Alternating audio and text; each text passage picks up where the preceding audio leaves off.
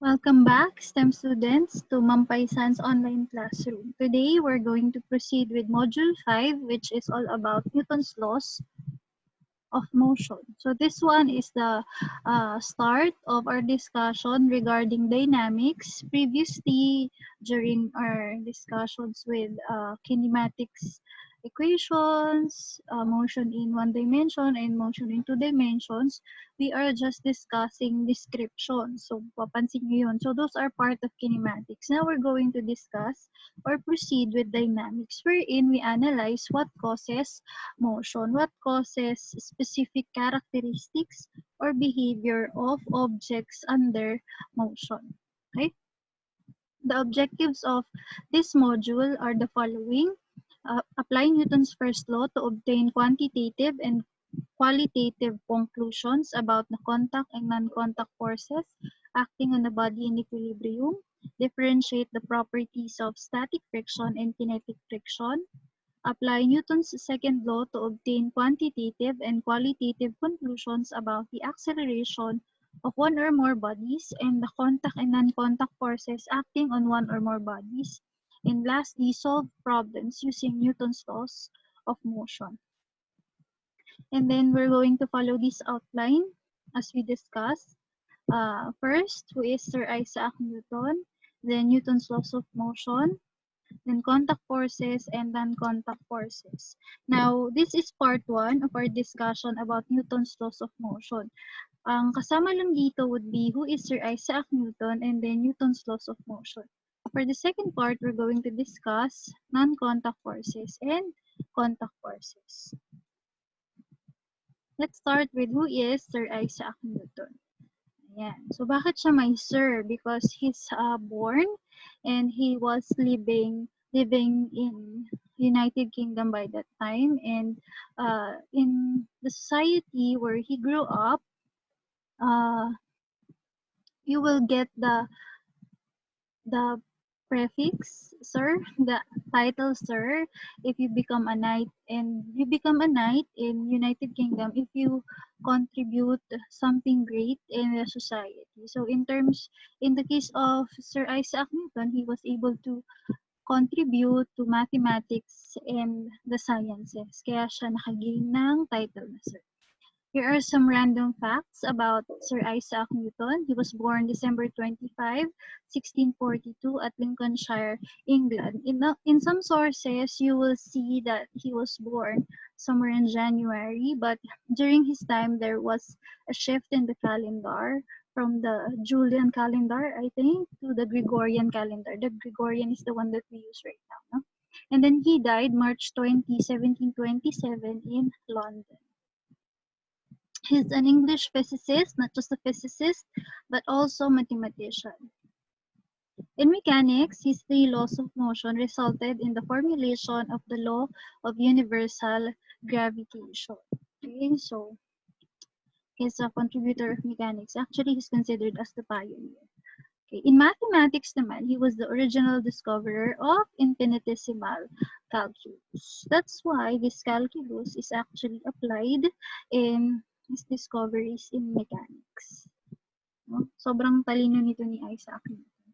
And then, here are other facts about him. He was born quite premature, an estimated 11 to 15 weeks early. So, premature si Sir Isaac Newton, no? Pero, lumaki naman siya na maayos, no? And he was a stutterer. He's not a good speaker. Kung ikaw ay premature, sabi nila kapag premature daw matalino. Siguro kaya matalino si Sir Isaac Newton. Pero hindi yun scientific fact, huwag nang masyadong dibdibin yun. And he is not a good speaker. However, he's good in mechanics and in mathematics. That's why he was able to succeed career-wise.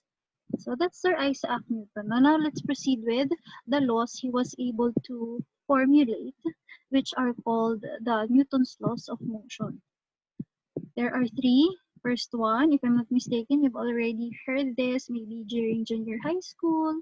No? The first law of motion is the law of inertia. The second one is the law of acceleration. And then the third one is the law of interaction. Isa-isahin natin.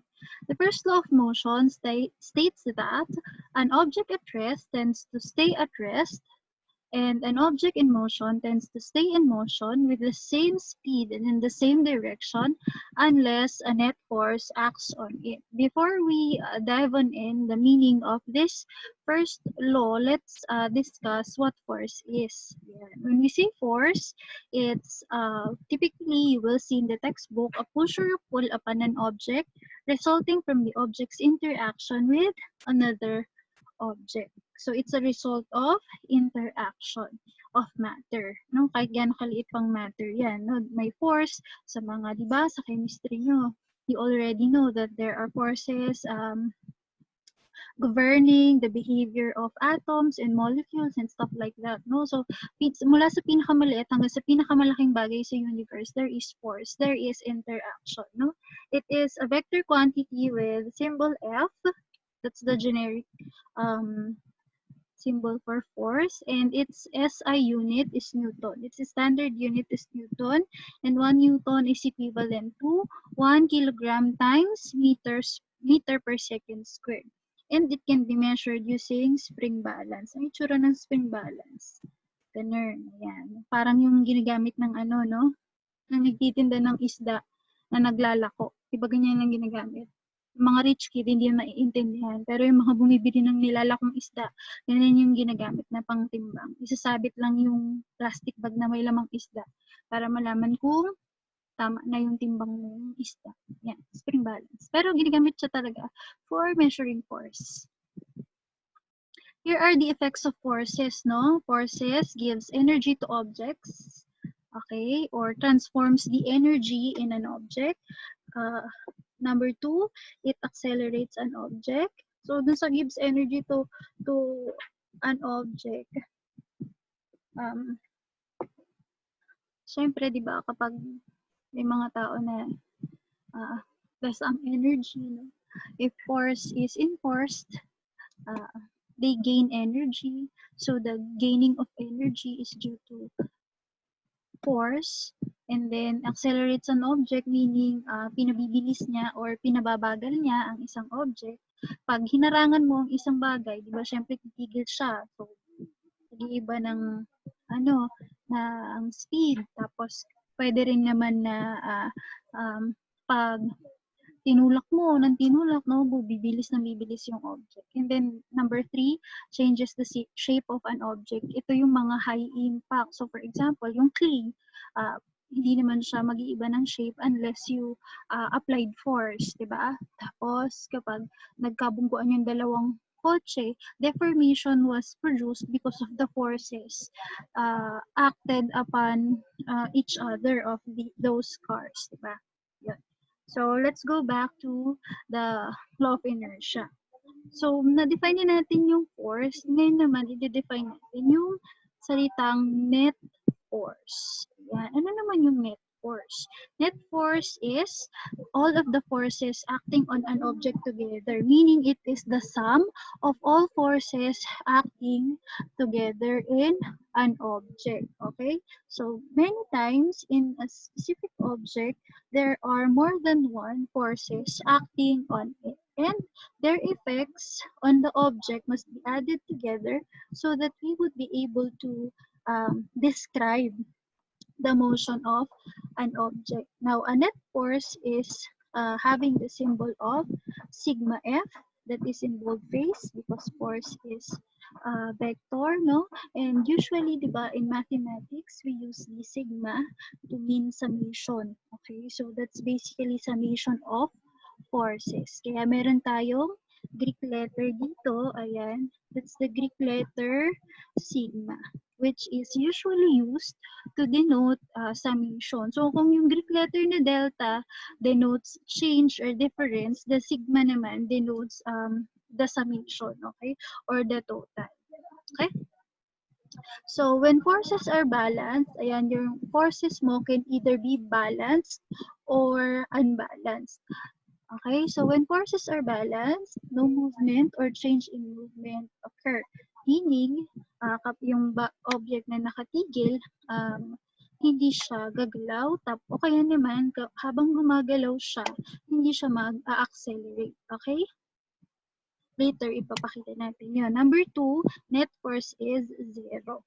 Okay? So, sum of forces, may force pa rin, pero pag inad mo siya together, since diba alam naman natin na forces are vectors, no? Tapos, pwedeng maging resulta nila ay 0, especially if they have the same magnitude but they are acting on the opposite direction. Halimbawa, may force that is directed towards the left, that is 4 Newton, tapos meron isa pang force acting towards the right, that is 4 Newtons, diba? Diba ang gagawin natin dapat dun is we subtract the magnitude. So 4 minus 4 is 0. So possible that the net force will become 0.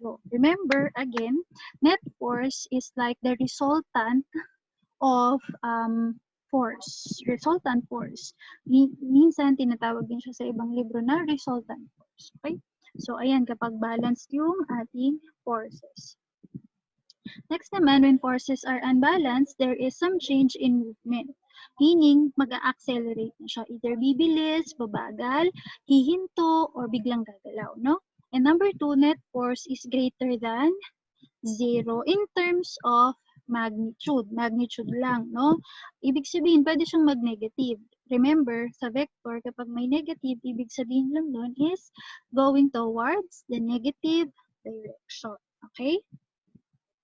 O, ayan. So, explain na natin yung law of inertia. Yung an object at rest will remain at rest, meaning, titigil lang siya dyan, walang mangyayari sa kanya, nakatigil lang siya. Or an object in motion will remain in motion, ayun, magpapatuloy-tuloy lang siya sa paggalaw. Hindi nyo na siya nakita, nasa infinity na siya, no? Baka nasa outer space na siya dyan. No? Unless a net force acts on it. So, dapat may magpo-provide ng net force or sa ibang libro, unbalanced force. So, in this case, let's say na magpapadala tayo ng isang gumagalaw na bola. Na kulay orange. Ayan. So, kanina, nakatigil lang yung yellow na bola natin. It will remain at rest unless something applies a force on it that is unbalanced. And then, let's say naman na pinabalik natin yung bola natin gumagalaw. Ayan. Hindi siya titigil unless may pumigil sa kanya. May force na pumigil sa kanya. Okay? So that's what the law of inertia tells us.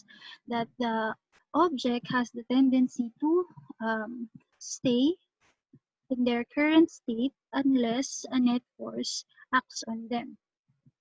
What is inertia? When we say inertia, it is the resistance of an object to a change in its state of motion. And it is dependent solely on the mass of an object. In simple words, lahat ng matter may inertia, no? Kasi lahat ng matter may mass. The greater the mass, the greater the inertia. The lesser the mass, the lesser the inertia. Ang manifestation nitong inertia na ito ay halimbawa, nakasakay ka sa jeep, no? Siyempre, habang umaandar yung jeep, kasama ka na niyang umaandar. Pag tumigil yung jeep, pag tigil ng jeep, we consider that as application of net force. So, may net force. And your tendency is gumalaw pa rin ng gumalaw kasi yun yung initial na state of motion mo. Bago ka huminto, your body will move forward kasi nga, ang tendency niya is mag-move pa rin siya na mag-move forward. And then, pag nag-take effect na yung net force, saka ka lang hihinto. Okay? So, yung inertia, it's your ability to resist the change. Okay? Pinipigilan mo magbago yung state ng motion. So, lahat ng object, ganun. Ang mga bagay na gumagalaw, gusto nilang magstay na gumalaw. Pero may mga kontrabida. Net force. Net force is present, no? That stops their motion. Meron namang mga bagay that wants to stay at rest, but there are forces in nature that forces them or applies net force on them for them to be able to move. Okay? So let's show the more massive an object is, the greater is its inertia. Mayroon tayo ditong box, dalawang tao, tapos may box tayo na 5 kilogram at saka 10 kilogram. Pag tinulak to ni na kuya, ayan, okay, you will see na mas madaling napagalaw yung 5 kilogram kesa sa 10 kilogram. Meaning, it was easier to change the state of motion of the lighter object compared with the heavier object. Diba? Mas madaling baguhin from being at rest, mas madaling pagalawin pag mas magaan, tapos kapag mas mabigat, mas mahirap pagalawin.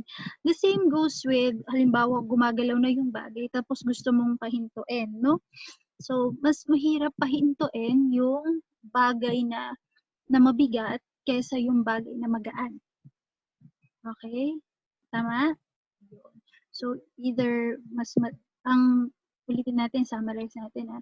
An object that is lighter or an object with less mass would be easier to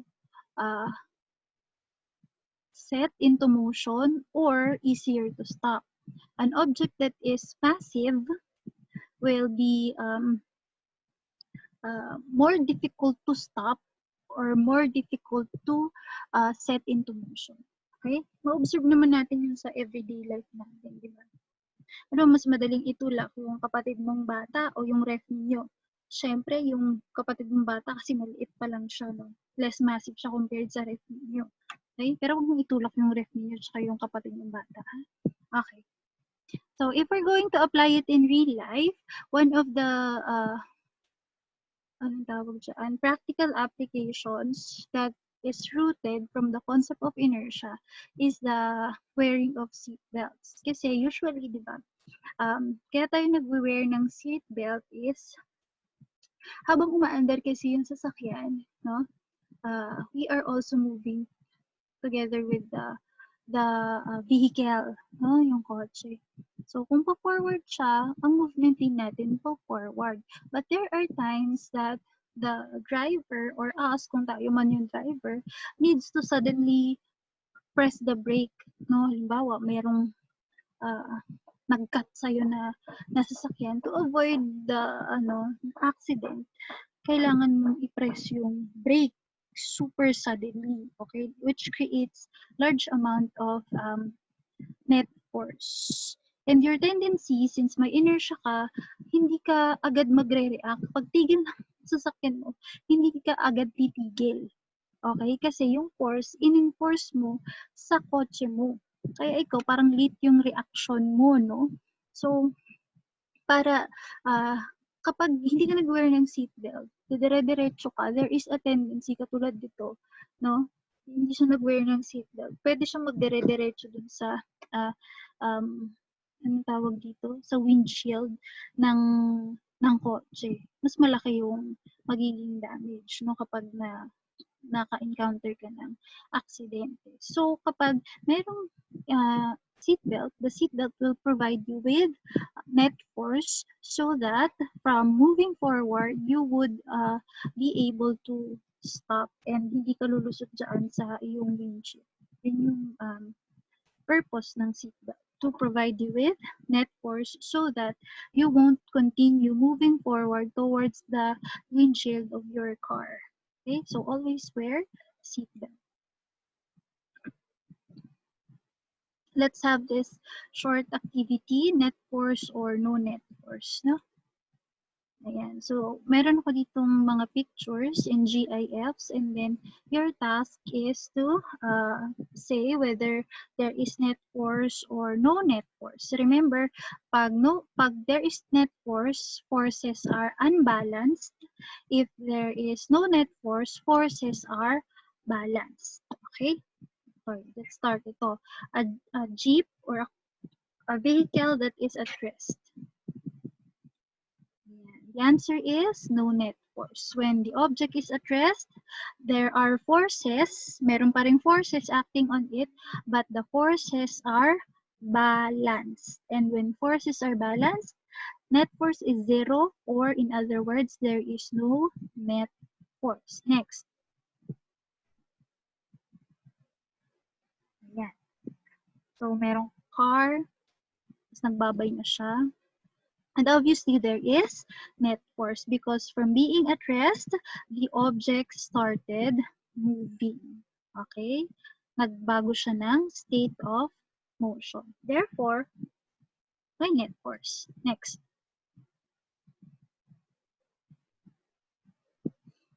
Ayan. So, there is also net force. Kasi obviously, gumalaw na siya tapos nagbago pa siya ng direction.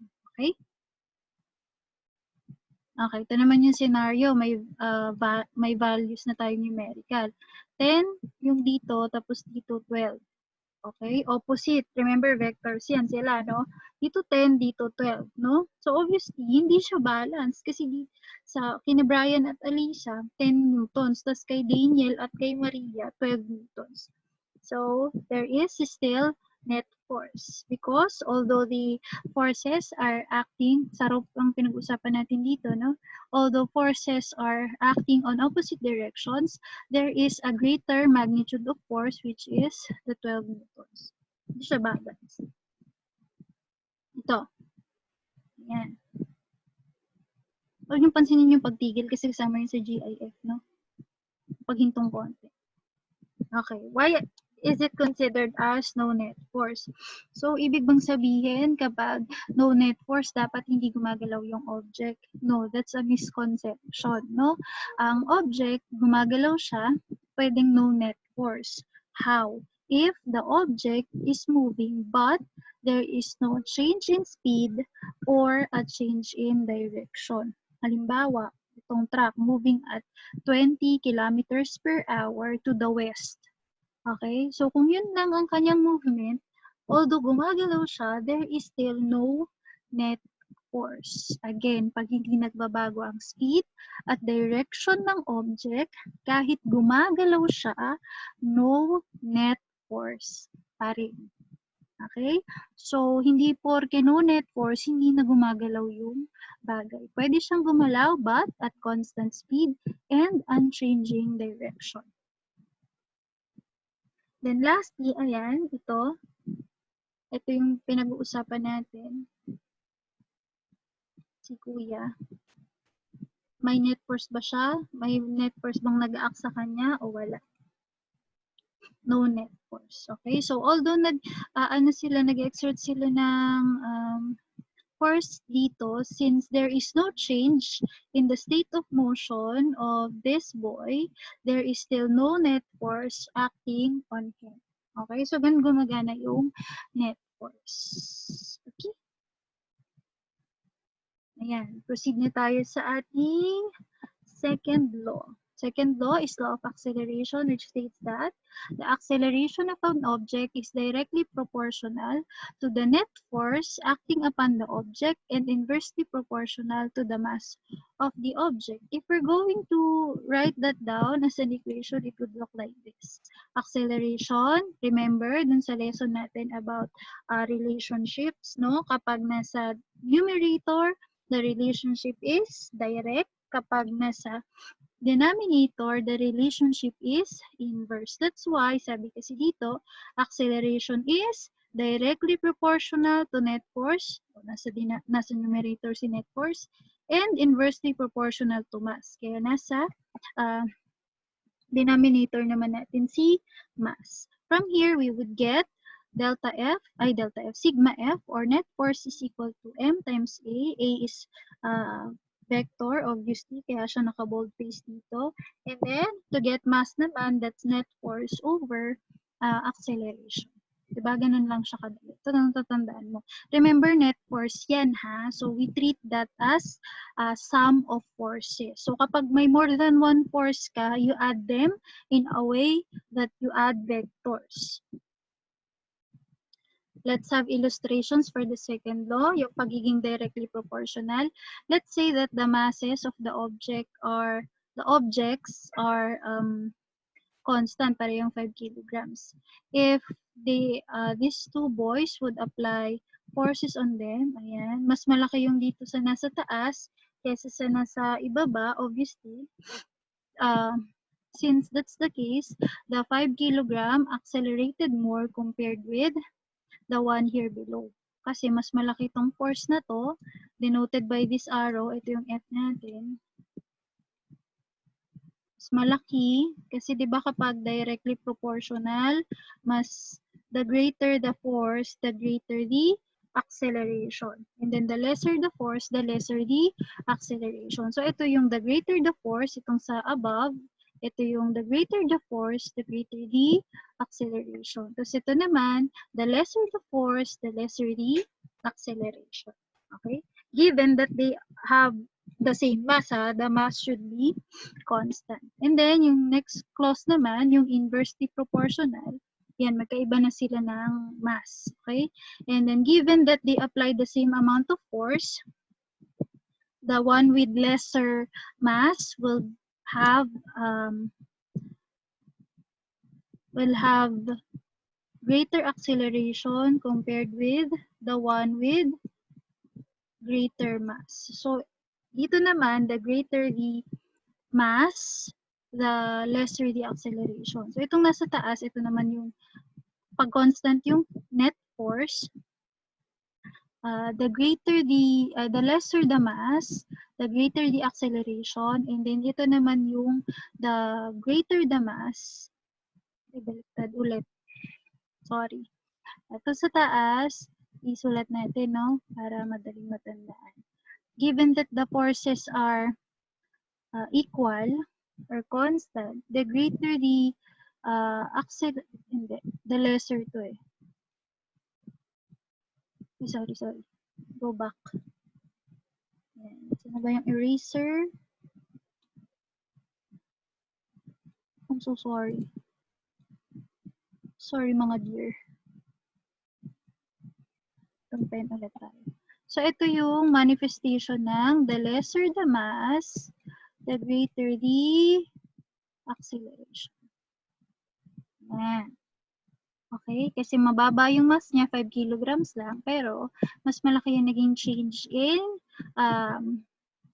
motion niya. Okay? Tapos ito naman yung manifestation na the greater the mass, the lesser the acceleration. Kasi 'di ba pag inverse, when the x increases, the y decreases, and vice versa. Okay? So that's the relationship. And as an application, if we compare the acceleration between a car and a truck, given that they are having or experiencing the same amount of net force, the car would obviously have the greater acceleration kasi mas mababa ang mass niya compared sa truck.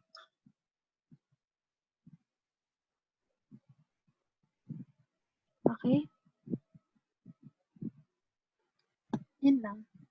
Yun lang for second law. Okay, let's have some sample problems. Mga simpleng sample problem lang to. Okay? Sample problem number 1, a net force of 16 newtons causes a mass to accelerate at a rate of 5 meters per second squared. And your task is to determine the mass. The given are the following. Net force is equal to 16 newtons and acceleration is 5 meters per second squared. So as you will notice, although they are vectors, there is no specified direction. If that's the case, it means that the object is assumed to be moving in the positive direction. And then we are looking for the mass from our slide before. Remember that mass is equal to net force divided by acceleration.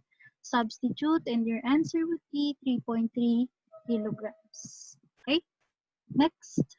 Remember nyo lang yung mga SI unit, no? Sa mass, kilograms, sa time, seconds, tapos sa force, newtons, sa acceleration, meter per second squared. Sample problem number 2. How much force is needed to accelerate a 66 kilogram skier to 7 meter per second squared? Kalimutan ko lang dyan. To 7 meter per second squared. Given, mass is 66 kilograms, acceleration 7 meters per second, and then we are looking for the net force. Hindi ko alam kung bakit wala siya dyan. Ayan. Okay, we're looking for the net force. Solution, we just substitute and we get 462 newtons. And then next, we have this sample problem number 3. A pushing force of magnitude 16 newtons acts on a stone of mass 450 milligrams, and your task is to find the acceleration of the stone.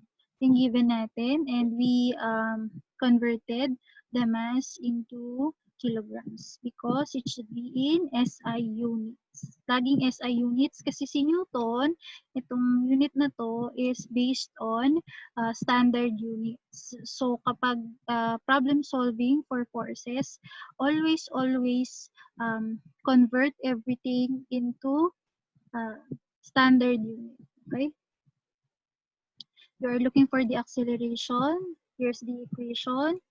Substitute and you will get 1.33 times 10 raised to 5 meters per second squared. So kasi tingnan mo naka-milligram lang yung mass, no?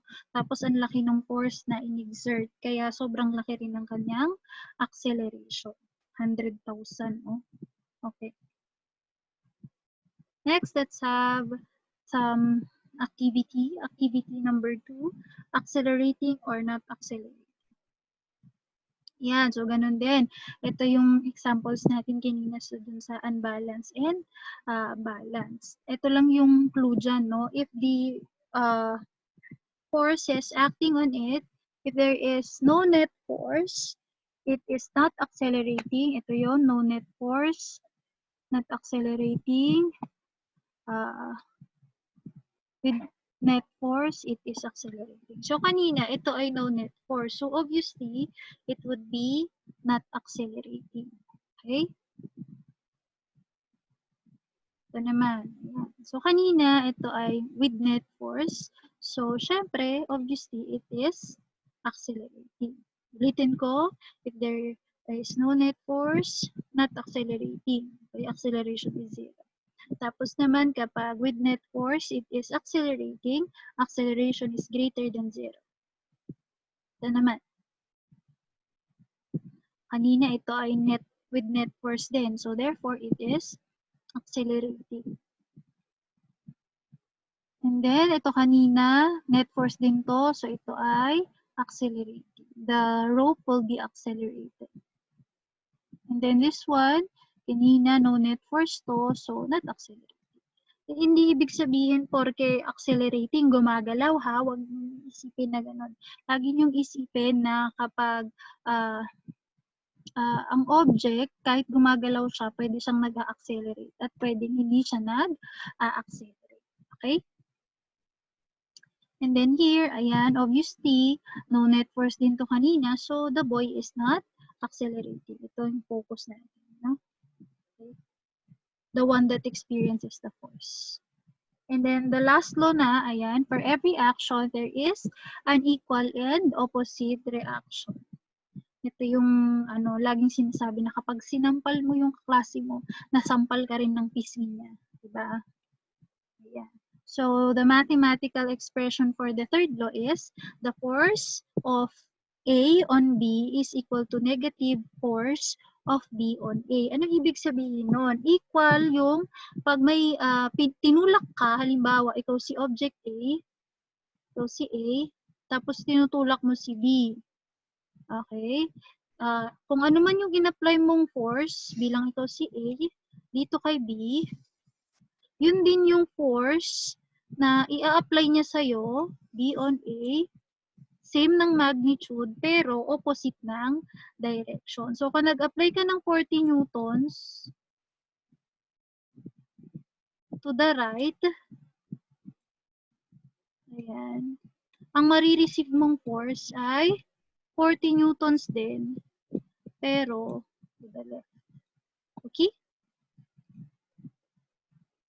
So, let's say that we have this man sitting on a chair, and my weight siya, weight of man exerted on chair and then the support force of chair on man. Kaya hindi nahuhulog yung tao, although may gravity, no, is because as you or as this guy exerts a force on the chair also exerts a force on the man. Therefore, balance to. Hindi siya mahuhulog, di ba? Pag balance, hindi siya mahuhulog. Okay? So let's have this activity, action or reaction. Here are the examples. Walking on a road, and the task is to um, identify the action force and the reaction force. So, yung action force, yun yung F of A on B. Remember, dito, si A yung direktang nag-exert ng force. Tapos, itong reaction naman, ayan, is force of B on A. Ito yung binalik na force after mag-exert nung object A. So, pag naglalakad ka sa road, the action force is the force of your feet on the road. Okay? Meron yun. Yan, kaya ka nakakalakad. And then, pag naglalakad ka, ibinabalik naman ng road yung force na ibinigay mo sa kanya, which is the force of the road on your feet. Number 2, swimming in the pool. Ayan, kapag hindi ka nalulunod, the forces are balanced, no?